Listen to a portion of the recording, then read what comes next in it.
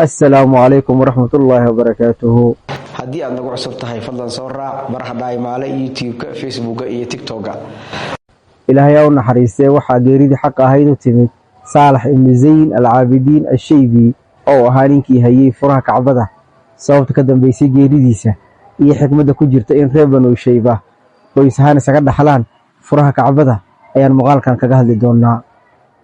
أنت أنا نقول الجرين صالح يشي كديسة ولا نديبو نقولنا فرها تاريخ ديسة فرها تاريخ ديسة وحي كسر بلاوانيسة اسمه كعبده مركي أي دمية نبي الله إبراهيم wiilkiisii nabiillaah ismaaciil waxaa maaragtay maamulka iyo furaha kacbada gacanta ku qabtay nabiillaah ismaaciil isaga ayaan hayay intii uu ka geeriyoonayay kadib geeridiisii waxaa ka dhaxlay wiilkiisii sidaas ayayna ku socotay ilaa uu kala wareegay nin la dhihi jiray khusaaca reerkiisa ayaan hayay muddo ilaa dagaal faraha looga gubtay uu kaga qaaday qusay ibnu kilaab oo nabiga awalan ugu aadan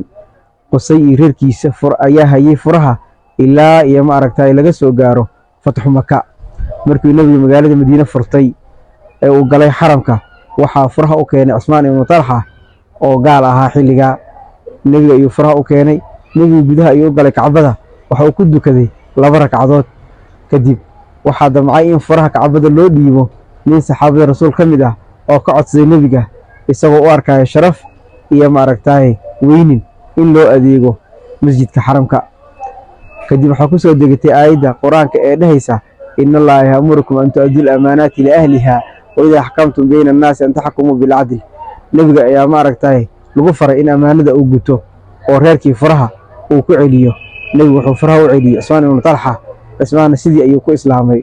وحكى النبي فري إن الرير كان لقى قاعد كنين فرها أيجا أيان سد حلاي إلا إلى جسوا جاره صالح بن زين العابدين أو أها قفكي بقول إستقالات